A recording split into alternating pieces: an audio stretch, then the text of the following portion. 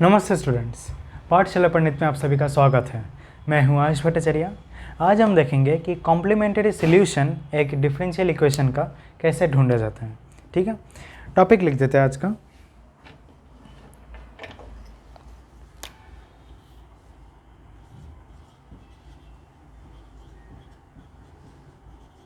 Complementary solution. Okay, complementary solution.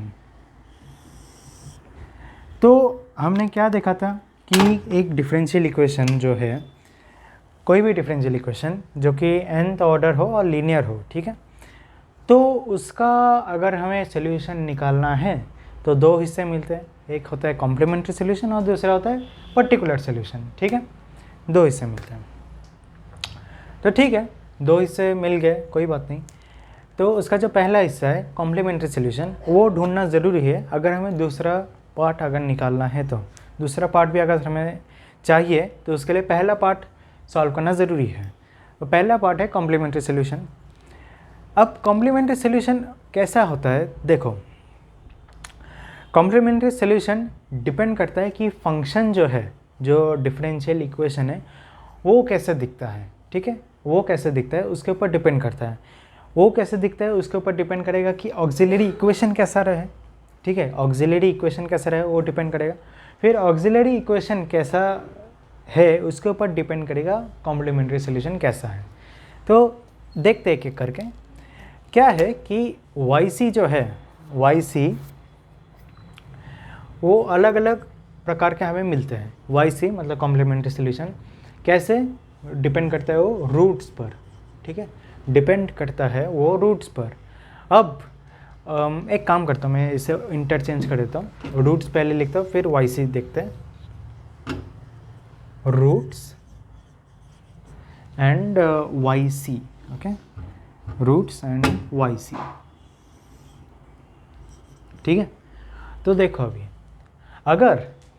अगर सोचो कि रूट्स रियल हो, ठीक है, रियल हो और डिस्टिंक्ट हो। ठीक है, रूट्स रियल है और डिस्टिंक्ट है। किसके रूट्स? ऑक्सिलरी इक्वेशन के।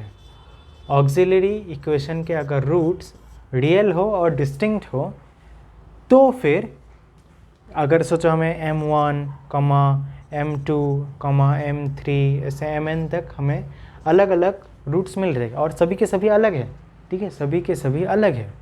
तो फिर हमें YC में हमें क्या लिखना पड़ेगा? हमें YC में लिखना पड़ेगा C1e raised to m1x plus C2e raised to m2x continued till C3e no sorry not C3 Cne raised to mnx। ठीक है, ऐसे हर बार हमें e raised to m1x, e raised to m2x और उसके पहले कॉन्स्टेंट्स मल्टीप्लाई करते जाने हैं। ठीक है, C1 e raised to m1x, C2 e raised to m2x, Cn m raised to mnx। ठीक है, ऐसे करके हमें कंटिन्यू करते जाना है। ठीक है, सिंपल है। अब देखो, ठीक है, ये रियल एंड डिस्टिंक्ट हमें समझ में आ गया। नेक्स्ट केस क्या आता है? चलो नेक्स्ट केस के आगे हमें एक बार इसका एक छोटा सा एग्जांपल देख लेते हैं। सोचो कि हमें रूट्स जो है, ठीक है, हमें ऐसा जो डिफरेंशियल इक्वेशन है वो हमने लिया और उसमें से हमें ऑक्सिलरी इक्वेशन मिला। ऑक्सिलरी इक्वेशन का हमें रूट्स ढूंढे और रूट्स के जो वैल्यूज़ मिले वो है 2,2। ठीक है, 2,2। चलो ये तो रियल एंड सिमिलर हो गया। हमें मिले 2,3। ओके, 2,3 मिला हमें। तो फिर हम क्या करेंगे? YC हम क्या लिखेंगे? YC हम लिखेंगे C1e raised to 2x plus C2e raised to 3x। ये हम लिखेंगे। क्यों? क्योंकि C1 C2 तो ठीक है लिखना ही है, E ये भी लिखना है हमें, रेज टू M1। यहाँ पे M1 क्या है? 2 है, तो 2x लिख दिया, ऐड कर दिया। C2e रेज टू M2 क्या है? 3 है, यहाँ पर 3x, ऐसा हमने लिख दिया। तो ये होता है ऑक्सिलरी इक्वेशन, इस तरह से लिखा जाता है। और ठीक है, ये तो रियल एंड डिस्टिंक्ट का केस हो गया। नेक्स्ट केस हम देखते हैं, जो कि है real and equal. Real and equal, ठीक है। रियल एंड इक्वल के केस में हमें क्या मिलेगा वो हम देखते हैं, ठीक है। रियल एंड इक्वल के केस में कैसा रहेगा? तो पहली बात, हमें सब m मिलेंगे, ठीक है, सिर्फ m ही मिलेंगे। सोचो ये हमें n टाइम्स मिले, ठीक है, m हमें n टाइम्स हमें m मिल रहा है। यहाँ पे m1 m2 n तक जा रहा है, यहाँ पे सिर्फ m ही मिले जा रहा है, पर n टाइम्स मिल गया हमें। तो फिर यहाँ पर अच्छे से देखो क्या हो रहा है। यहाँ पर हो रहा है c1 e⁻mx plus c2x e⁻mx plus c3x square e⁻mx continued till cnx n-1 e⁻mx, ठीक है। अगर सोचो इसे थोड़ा सिंप्लीफाई मेथड में लिखना है तो ऐसे लिख सकते हैं हम, e⁻mx को बाहर निकाल दो, ठीक है, e⁻mx को बाहर निकाल दो, c1 plus c2x plus c3x square continued cnx n-1। n-1 क्यों लिख रहा हूँ मैं? क्योंकि c1 पे तो कोई x नहीं है ना, यहाँ पर x रेज टू 0 है, इस केस में x रेज टू 0 है, x रेज टू 1 हो गया। जब यहाँ c1 है, जब c1 है तो x 0 है, c2 है तो x 1 है, c3 है तो x 2 है, तो cn रहा तो x n-1 ही होगा, करेक्ट, x n-1 ही होगा। तो इसलिए मैंने x n-1 लिखा है, बाकी कुछ नहीं। और e⁻mx तो हर चीज़ में दिख रहा है, तो इसलिए मैंने उसको बाहर निकाल दिया, उसमें कोई डाउट नहीं होनी चाहिए, ठीक है। तो समझ में आ गया। और चलो इसमें एक एग्जांपल देख लेते हैं, रूट्स। इसमें हमें रूट्स मिल रहे हैं 2,2, ठीक है। जैसे कि मैंने पहले बताया था, वो गलती से मैंने इधर लिख दिया था, पर अभी देखते हैं 2,2 पे क्या दिखेगा। 2,2 में दिखेगा yc is equals to c1 e⁻, या चलो एक काम करते हैं, पहले ही हम e⁻2x को बाहर ले लेते हैं, e⁻2x को हम बाहर ले लेते हैं, कोई बात नहीं, c1 प्लस c1x ख़त्म, ठीक है। सोचो हमें और एक 2 मिल जाता, ठीक है, और एक 2 में मिल गया ऑक्सिलरी इक्वेशन के हमें रूट्स में, तो हम क्या लिखते हैं, प्लस c3x स्क्वायर, सिंपल, ठीक है। तो समझ में आ रहा है ना, e⁻mx मतलब 2 हमें दिख रहा है, और बाकी जस्ट पॉलिनोमियल्स की तरह उसे कंटिन्यू करते जाओ, ठीक है। तो चलो ये दूसरा हमें yc भी मिल गया, दूसरा केस भी हमें समझ में आ गया। तीसरा केस देखते हैं, ठीक है। तीसरा केस है कॉम्प्लेक्स कॉन्जुगेट्स एक्चुअली बोलते हैं, ठीक है, कॉम्प्लेक्स कॉन्जुगेट्स। एक्चुअली क्या होता है, कभी भी अगर हम ऐसे इक्वेशन सॉल्व करें, क्वाड्रेटिक इक्वेशन सॉल्व करें या कोई भी इक्वेशन सॉल्व करें, इसमें क्वाड्रेटिक होने की ज़रूरत नहीं है, तो उसमें होता क्या है कि जो रूट्स मिलते हैं वो अगर कॉम्प्लेक्स में मिले तो फिर वो हमेशा कॉन्जुगेट्स में ही रहते हैं। चाहे तो आप चेक कर लीजिए, ठीक है, चाहे तो आप चेक कर लीजिए, हमेशा कॉन्जुगेट्स में रहेंगे, मतलब a plus IB and a minus IB हमेशा ऐसे ही फॉर्मेट में रहता है, ठीक है। तो यहाँ पर भी हम वही कंसिडर करेंगे, यही हमें कंसिडर करना है कि हमें जो रूट्स है, ठीक है, रूट्स 2 3 2 2, अभी हमें कुछ कॉम्प्लेक्स ही मिल गया, ठीक है, complex alpha plus minus I of beta, ऐसे हमें रूट्स मिले हैं।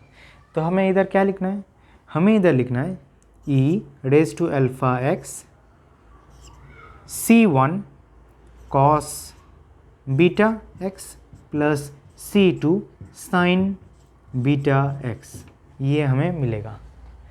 याद रखना e⁻x c1 cos beta x plus c2 sin beta x, cos लो sin लो, हो गया ख़त्म। और अल्फ़ा e पे जाएगा, मतलब जो रियल पार्ट है वो e पे चले जाएगा, जो कॉम्प्लेक्स पार्ट है वो cos साइन ले लेगा, ठीक है। इधर देख लेते हैं, इधर एक एग्जांपल छोटा सा ले लेते हैं। सोचो हमें डिफरेंशियल इक्वेशन मिला, उसमें से ऑक्सिलरी इक्वेशन मिला, ऑक्सिलरी इक्वेशन में से हमें रूट्स मिले, और रूट्स में हमें मिला 2 + -i3, या 3i, जो भी हो 3i लिख देते हैं। समझ में आ गया? इसमें हमें वाई सी कैसे लिखना है? Y C is equals to E raise to 2x लिखना पड़ेगा, c1 cos 3x plus c2 sin 3x, ऐसे हमें मिलेगा। करेक्ट? ये हमें वाई सी लिखना पड़ेगा। ठीक है, अब बात ये आती है कि एक लास्ट केस भी एक बचता है। लास्ट केस, हालांकि ये बहुत रेयर केस होता है, पर देखते फिर भी चांस के लिए ना कि छोड़ दिया हमने, देख लेते हैं। रेयर है ये, मैं भी मानता हूँ कि रेयर है, पर देख लेते हैं। चलो, बात ये है कि अभी हमें मिलेगा अभी हमें एक्चुअली रिपीटेड कॉम्प्लेक्स कॉन्जुगेट्स देखने हैं। रिपीटेड कॉम्प्लेक्स कॉन्जुगेट्स मतलब अल्फा प्लस माइनस आई बीटा, अल्फा प्लस माइनस आई बीटा n टाइम्स। अगर इस तरह का केस आया तब हम क्या करेंगे? अगर इस तरह का मतलब अल्फा प्लस माइनस आई बीटा, अल्फा प्लस माइनस आई बीटा मिलते ही जा रहा है, तब हम क्या करें?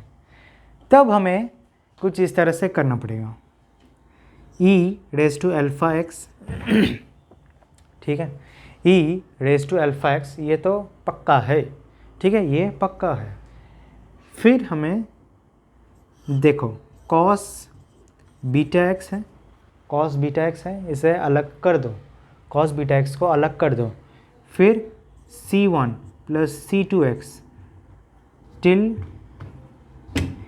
cn xn माइनस 1, ठीक है, हो गया,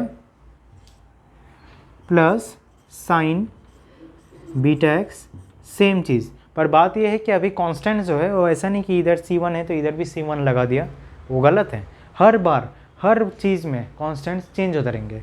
तो इधर एक काम करते हैं, इधर k ले लेते हैं, k1 plus k2x kn xn minus 1, ऐसा, ठीक है। याद रखना ये रेयर कैसे है मुझे भी पता है, पर देख कर रखो, क्या पता कभी काम आ जाए तो, इसलिए।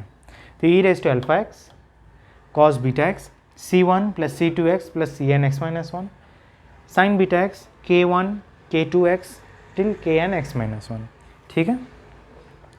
याद रखना जब भी रूट से रिपीट हो रहे हैं ना, तभी इस फॉर्मेट में आ जाना चाहिए, तभी के तभी हमें इस फॉर्मेट में आ जाना है। ऑलराइट, और चूंकि ये कॉम्प्लेक्स है इसलिए हमें कॉस साइन इन सभी को भी कंसिडर करना पड़ा। ये एक्चुअली क्या है, कॉम्प्लेक्स कॉन्जुगेट्स और रियल इक्वल का मिक्सचर है ये, ठीक है, ये इन दोनों का मिक्सचर है, इसलिए थोड़ा अजीब दिख रहा है, पर कोई बात नहीं, ठीक है, कोई बात नहीं। अभी एक काम करते हैं, इधर एक एग्जांपल ले ही लेते हैं। तो रूट्स जो है, रूट्स हमें कुछ इस तरह से मिला, प्लस माइनस आई, ठीक है, इस तरह से हमें रूट्स मिले। तो y C is equals to क्या होगा?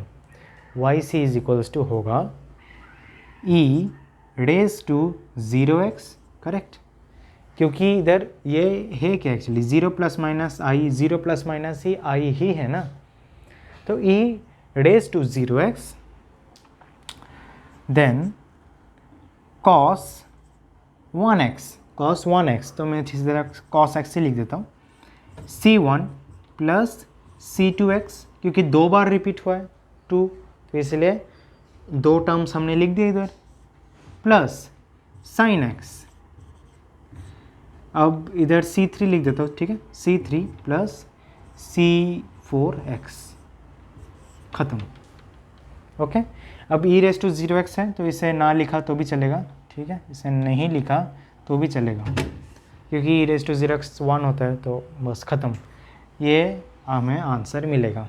करेक्ट, ये रेयर केस होता है पर फिर भी देख कर रखो। ओके, अब बात ये आती है कि क्वेश्चंस वो किस तरह के आएंगे। क्वेश्चंस इसी तरह के ही आएंगे, कभी कभार हो सकता है कि डायरेक्ट रूट्स दे दे, या कभी कभार हमें डिफरेंशियल इक्वेशन दे देंगे, उसमें से हमें रूट्स निकालना है, फिर हमें वाई सी बताना पड़ेगा।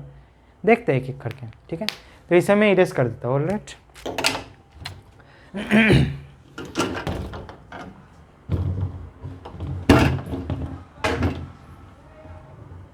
Just a minute.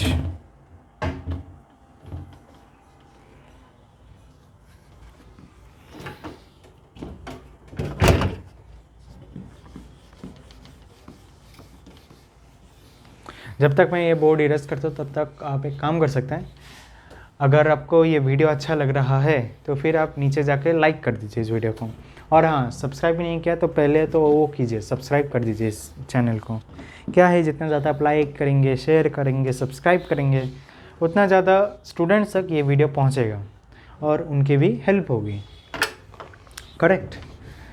तो और हाँ, अगर आपको वीडियो अच्छा लग रहा है तो फिर नीचे कमेंट भी कर दीजिए कि ये वीडियो कैसा है और किस तरह से सिखाया जा रहा है, मतलब कैसा है, आपको कैसा लगा ये वीडियो, वो आप नीचे कमेंट कर दीजिएगा। ठीक है, तो चलिए फिर अभी क्वेश्चंस देखते हैं एक एक करके।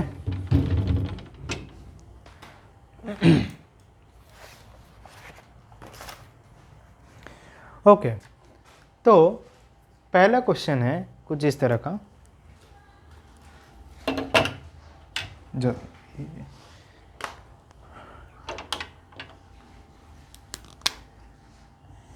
तो अभी हमने ये तो देखा है कि अगर सिर्फ रिपीटेड रूट्स रहे, मतलब सिर्फ 2 2 रहा तो कैसा लगेगा, वाई सी हमने देख लिया। सिर्फ 2 और 3 रहा तो कैसा लगेगा। अब हम थोड़ा मिक्सचर करके देखते हैं, मैं आपको समझ में आ जाएगा, कोई प्रॉब्लम नहीं है उसमें। क्वेश्चन ये है कि d cube y by d x cube plus 4d square y by d x square plus 5dy by d x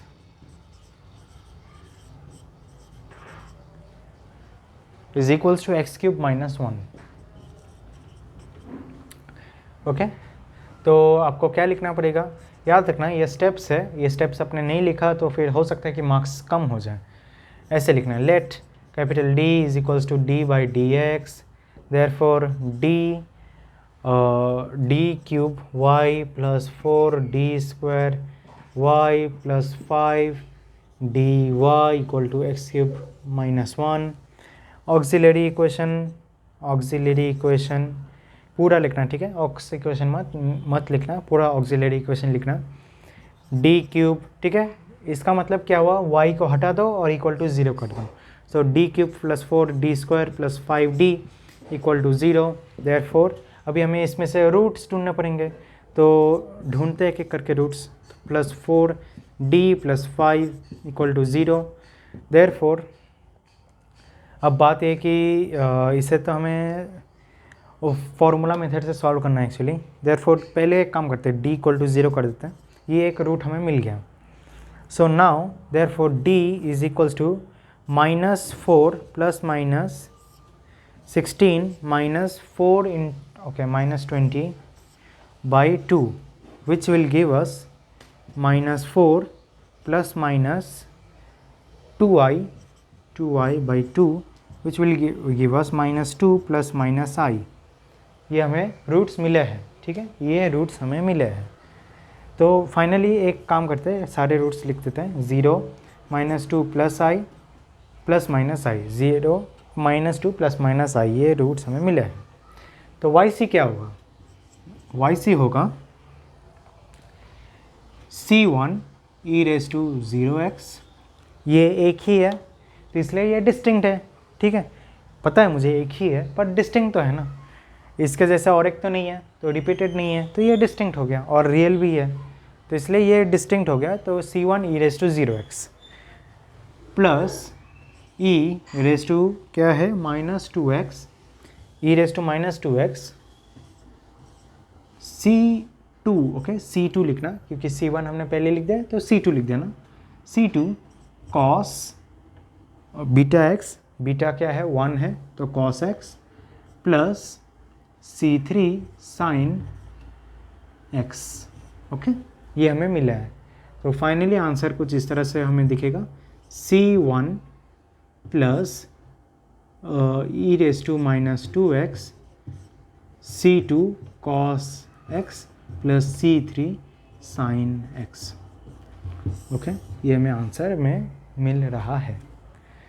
समझ में आ गया कि कैसे लिखना है, ये हमें मतलब रियल और डिस्टिंक्ट भी दिख रहा है और रियल सॉरी कॉम्प्लेक्स कॉन्जुगेट्स भी हमें दिख रहा है, तो दोनों मिलाकर हमें आंसर्स इस तरह से लिख देना है, प्लस प्लस करते जाना है, सिर्फ रियल डिस्टिंक्ट लिख दिया, ठीक है, फिर प्लस, फिर कॉन्जुगेट्स का लिख दिया प्लस, और भी कुछ रहा तो प्लस, ऐसे करते लिखते जाना है, समझिए।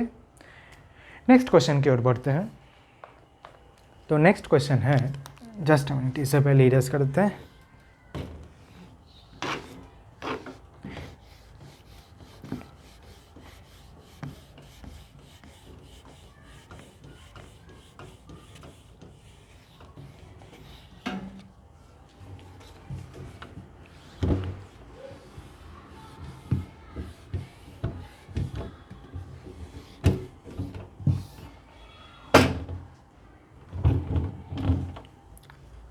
Okay, so next question is,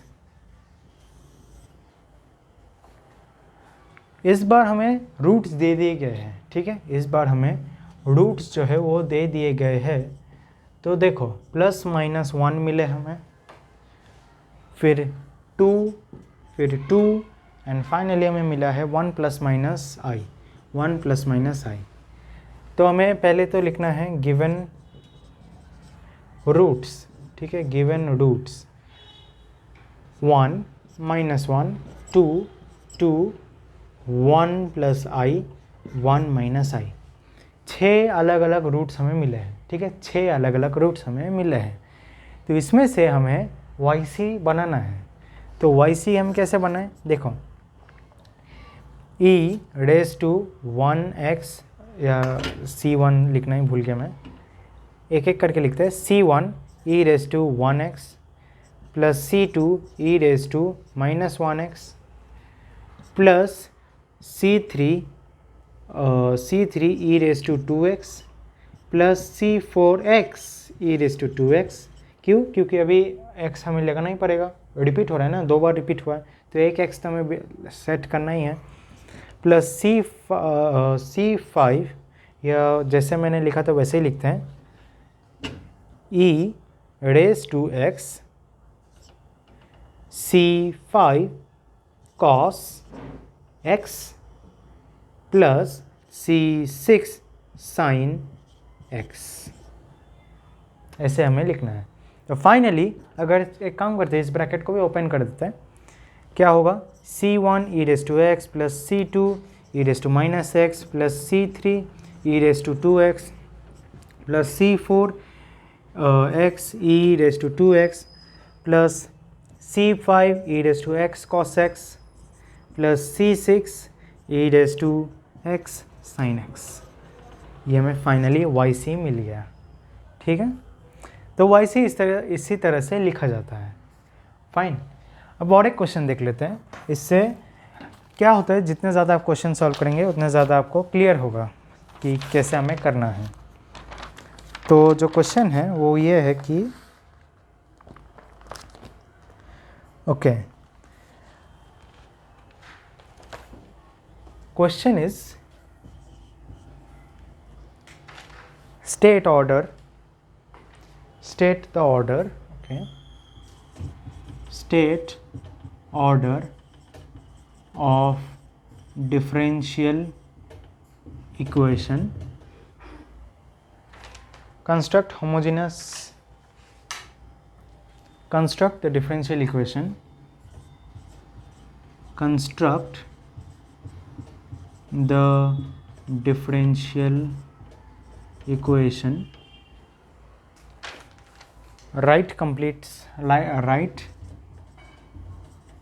complementary, ठीक है, write complementary solution, ठीक है। अब हमें दे दिया गया है एक बेसिस ऑफ सॉल्यूशन, ये हमें दे दिया गया है, which is e⁻−x, e⁻2x cos x, e⁻2x cos x, e⁻2x sin x, ठीक है, ये हमें दे दिया गया है। तो देखते हैं, अभी बात यह है कि बेसिस ऑफ सॉल्यूशन हमें अगर दे दिया गया है तो इसका मतलब हम उसमें लीनियर कॉम्बिनेशंस कर सकते हैं, ठीक है। बेसिस अगर दे दिया गया है तो हम, क्योंकि देखो अगर मैं लीनियर कॉम्बिनेशन है क्या, वो तो पहले आप शायद आपको पता ही होगा, क्योंकि अब तक आपको वेक्टर एंड वेक्टर्स के बारे में समझ आ गया होगा, पर फिर भी मैं बता देता हूँ। अगर सोचो बेसिस कुछ तो दे दिया गया है, ठीक है, बेसिस अगर कुछ दे दिया गया है, जैसे सोचो V1 दिया, V2 दिया, V3 दिया, तो फिर हम उसमें से लीनियर कॉम्बिनेशंस कर सकते हैं, ठीक है, लीनियर कॉम्बिनेशन कर सकते हैं, जैसे C1 V1 plus C2 V2 plus C3 V3, ऐसा हम कर सकते हैं। C1 C2 और C3 कॉन्स्टेंट्स होते हैं, ठीक है, ये कॉन्स्टेंट्स होते हैं। तो हम YC बेसिस ऑफ सोल्यूशन का बेसिस है ये, मतलब सोल्यूशन क्या है, YC है, ठीक है। YC इज इक्वल्स टू, ठीक है, YC इज इक्वल्स टू हम लीनियर कॉम्बिनेशन करके दिखा सकते हैं, C1 e raise to minus x plus C2 e raise to 2x cos x plus C3 e raise to 2x sin x। Okay, ये हम कर सकते हैं, which is equals to C1 e raise to minus x plus e raise to 2x C2 cos x plus C3 sin x। Okay, ये हो गया complementary solution. तो ये एक पार्ट तो हो चुका है, ओके, ये एक पार्ट हो चुका है। अब बात ये है कि इसमें से हमें रूट्स जो है वो ढूंढने पड़ेंगे। तो रूट्स कैसे ढूंढेंगे, देखो, रूट्स से हम कॉम्प्लीमेंट्री सॉल्यूशन बना लिए, पर अभी कॉम्प्लीमेंट्री सॉल्यूशन से भी हम रूट्स आराम से ढूंढ सकते हैं, बस देखना ही पड़ेगा हमें। तो देखो, C1 e raise to minus x है, तो फिर हो सकता है कि -1 रहे, ठीक है, -1 है, इसीलिए तो C1 e raise to minus x आया। अगर रूट -1 है तो इसलिए C1 e raise to minus x ही आया ना, ठीक है। एंड ये हो, अभी देखो cos x sin x है, तो मतलब कॉम्प्लेक्स कॉन्जुगेट्स ही रहेंगे। तो ये 2, देखो e रेज टू अल्फ़ा इधर आता है, तो 2 प्लस माइनस, क्योंकि हमेशा कॉन्जुगेट्स रहते हैं तो प्लस माइनस ही होगा, प्लस माइनस क्या होता है इधर, cos 1x, तो इसलिए i, ठीक है। बीटा क्या है, बीटा 1 है, ओके, बीटा 1 है, तो इसलिए जस्ट i लिखा तो भी चलेगा। अब हमें 3 रूट्स मिले, -1, 2 प्लस i, 2 माइनस i, 3 अलग अलग रूट्स मिले। तो अगर हमें 3 अलग अलग रूट्स मिल रहे हैं तो फिर ऑर्डर क्या होगा, ऑर्डर 3 होगा, ओके, ऑर्डर हमें 3 मिलेगा। ऑलराइट, समझ में आ गया, रूट्स 3, तो इसलिए ऑर्डर 3। अब हमें इसमें से चलो फिर ये भी हो चुका है, ये पहला क्वेश्चन भी सॉल्व हो चुका है। अब दूसरा जो सब क्वेश्चन है वो हमें सॉल्व करना है, कंस्ट्रक्ट करना है हमें डिफरेंशियल इक्वेशन। तो एक काम करते हैं, इसे इस पार्ट में करते हैं। तो डिफरेंशियल इक्वेशन हमें इसमें से कंस्ट्रक्ट कैसे कर सकते हैं वो हमें देखना है। तो देखो, अभी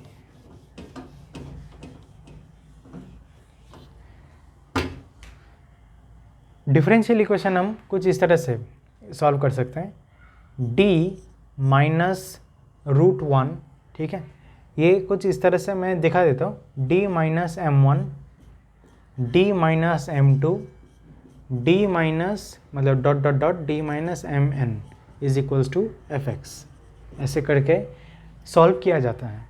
हर एक ये m1 m2 mn ये सारे रूट्स है।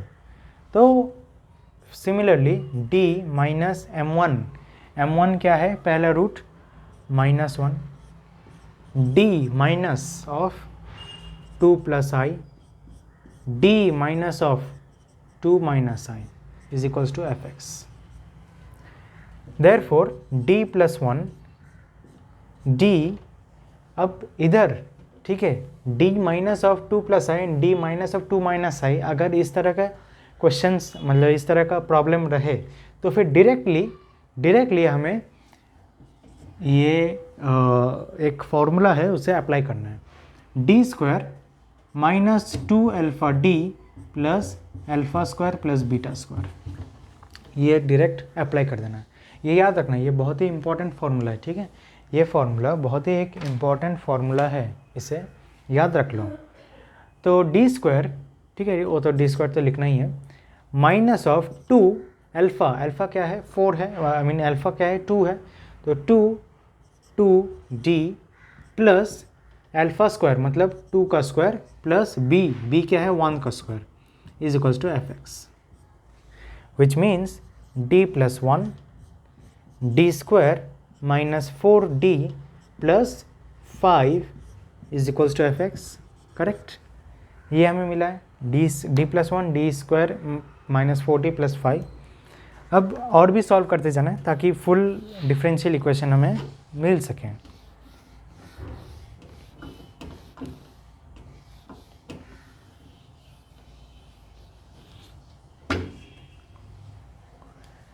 ऑलराइट, अब देखो, देयरफॉर एक बात याद रखना, डिफरेंशियल इक्वेशन जो है ये yc प्लस yp के सहारे बनाए जाते हैं। ठीक है, yc प्लस yp के सहारे इस डिफरेंशियल इक्वेशन को बनाए जाते हैं। तो सिर्फ yc के सहारे हम पूरा डिफरेंशियल इक्वेशन तो नहीं बना सकते, yp भी हमें लगेगा। तो हो सकता है कि yp आपको दे दिया जाए, ठीक है, जो पर्टिकुलर सोल्यूशन है वो आपको दे दिया जाए, फिर पर्टिकुलर सोल्यूशन को इसके साथ ऐड करके आप लिख सकते हैं जो डिफरेंशियल इक्वेशन है। या फिर ऐसे कंस्ट्रक्ट द डिफरेंशियल इक्वेशन की जगह कंस्ट्रक्ट ऐसा भी लिखा जा सकता है, construct just a minute, construct phi d equal to 0। ठीक है, construct phi d equal to 0 ऐसे भी दे दिया जाए, तब जाकर आपको क्या करना है, ये fx नहीं लिखना है, तभी आपको fx नहीं लिखना है। fx के जगह आपको क्या लिखना है, fx के जगह आपको लिखना है 0। ओके, fx के जगह आपको लिखना है 0। ऑलराइट, ठीक है, 0 लिख दिया हमने। अगर बोले कि डिफरेंशियल इक्वेशन ढूंढो तो फिर yp आपको मतलब जो पर्टिकुलर सोल्यूशन है वो आपको दे दिया जाएगा। ओके, कोई प्रॉब्लम नहीं है। अब देखो, इसे हमें सॉल्व करना है तो बहुत ही ईजी है। तो क्या होगा, D cube, okay, D cube minus 4d square plus 5d plus D square minus 4d plus 5 equal to 0। Therefore D cube minus 4d square plus D square तो minus 3d square plus 5d minus तो ये तो d हो गया plus 5 equal to 0। And finally ये हमें इस format में नहीं बल्कि पूरा अच्छे से लिखना पड़ेगा, d cube y by d x cube minus 3d square y by d x square plus d y by d x, okay, d y by d x plus 5y equal to 0। ये हमें ऐसे लिखना पड़ेगा। तो इसी तरह से हमारा सेकंड सब क्वेश्चन भी सॉल्व हो जाता है। समझ में आया हमने कैसे रिवर्स करके हमने इसे सॉल्व किया है। ओके, ठीक है, अब मैं एक होमवर्क क्वेश्चन दे देता हूँ आपको। ठीक है, अगर आपने यह होमवर्क क्वेश्चन अच्छे से सॉल्व कर पाए तो फिर आप समझ लेना कि आपसे ये क्वेश्चन सॉल्व हो रहे हैं। ठीक है, मैं इसे इरेज कर देता हूँ। पहले एक काम करते हैं, इसे इरेज करता हूँ।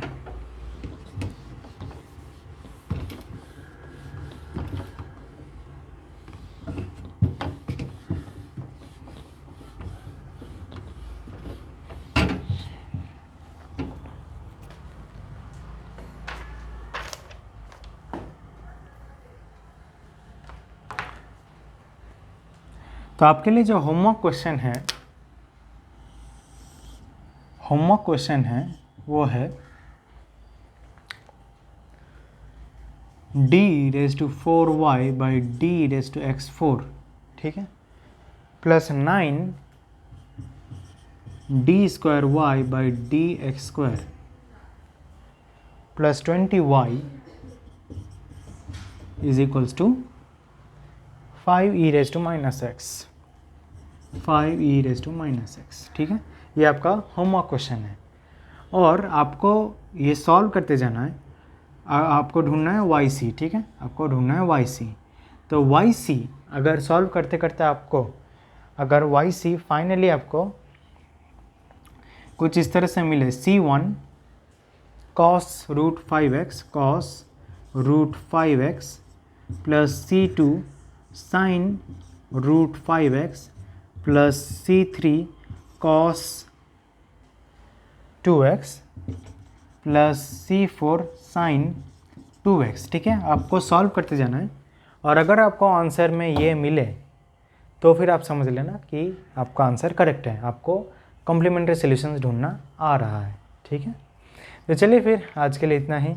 अगर वीडियो अच्छा लगे तो प्लीज़ लाइक कर दीजिएगा, शेयर कीजिए अपने फ्रेंड्स के साथ और ज़रूर हमारे चैनल को सब्सक्राइब कीजिए। तो आज के लिए थैंक यू वेरी मच।